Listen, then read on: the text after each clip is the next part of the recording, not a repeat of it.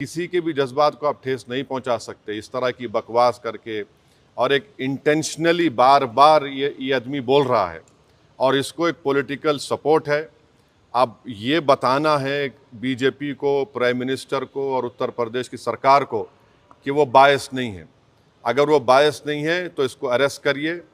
अगर आप अरेस्ट नहीं करेंगे तो इसका मतलब ये है कि आपका पूरा आशीर्वाद, आपका सपोर्ट इसको हासिल है। और आप देख रहे हैं कि महाराष्ट्र में भी, वहाँ पर भी एक साहब ने इस तरह की बकवास हमारे प्रॉफिट मोहम्मद सल्लल्लाहु अलैहि वसल्लम के बारे में की है। तो पूरे देश में अगर इस तरह से बीजेपी इन लोगों को सपोर्ट करेगी और इस तरह से आप भारत की सबसे बड़ी माइनॉरिटी के जज्बात को ठेस पहुंचाएंगे तो ये सरासर नाकाबिल कबूल है। ये देश की तरक्की के लिए, देश की मजबूती के लिए ये लोग काम नहीं कर रहे हैं। ये देश को कमज़ोर करने का काम कर रहे हैं, देश के संविधान की धज्जियाँ उड़ाने का काम कर रहे हैं। और क़ानून तो एक क़ानून का तो कोई लिहाज ही नहीं है। माने क़ानून की धज्जियाँ उड़ा रहे हैं, माने बुलडोज़र इस्तेमाल करेंगे, क्या क्या अरेस्ट कर लेंगे, मगर इस शख्स के ऊपर क्यों नहीं एक्शन लिया जा रहा है जो भारत के ना सिर्फ मुस्लिम माइनॉरिटी बल्कि कई हमारे हिंदू भाई हैं, उनको भी तकलीफ़ पहुंच रही है सब चीज़ें देखकर, पढ़कर, और वो खुद शर्मिंदा हैं, वो खुद तकलीफ़ का इजहार कर रहे हैं। तो रूल ऑफ लॉ प्रिवेल होना चाहिए, क़ानून सबके लिए बराबर है और क़ानून का इस्तेमाल भी सब पे होना चाहिए। और ख़ास तौर से ऐसे मामले में जहाँ पर पूरी दुनिया में मैसेज जा चुका है कि भारत से एक शख्स ने प्रॉफिट मोहम्मद सल्लल्लाहु अलैहि वसल्लम के बारे में इस तरह की गंदगी और डिरोगेटरी लैंग्वेज को इस्तेमाल किया है, तो इससे इंटरनेशनल लेवल पर भी इंडिया का इमेज मुतासर ये लोग कर रहे हैं। अब अमेरिका के एक रिलीजियस फ्रीडम की रिपोर्ट आई कि इंडिया को कंट्री ऑफ कंसर्न में शामिल होना चाहिए। और क्यों लिखा उन्होंने कि ये इस तरह के वाक़यात का जिक्र किया।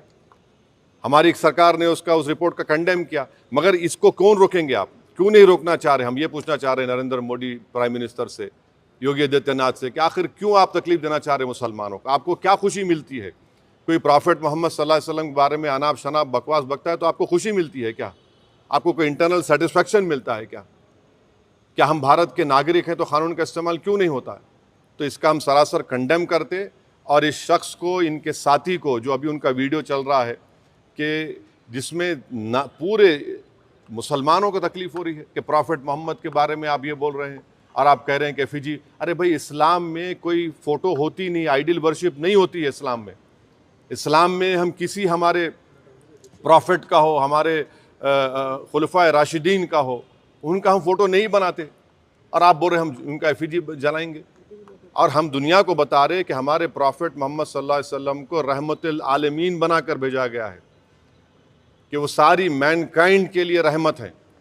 और आप इस तरह का काम कर रहे हैं, एफिजी जलाएंगे। बकवास बक रहा है शख्स, और इसलिए बक रहा है क्योंकि उसको मालूम कि पूरी सरकार मेरे साथ है, बीजेपी मेरे साथ है, आरएसएस मेरे साथ है, तो इसलिए उनको करीब जाने तैयार नहीं हो रहा है। ये अच्छी चीज़ नहीं है। ये रूल ऑफ लॉ कमज़ोर हो रहा है, कॉन्स्टिट्यूशन कमज़ोर हो रहा है, और देश को कमज़ोर करने की कोशिशें, इस तरह की हरकतें की जा रही हैं।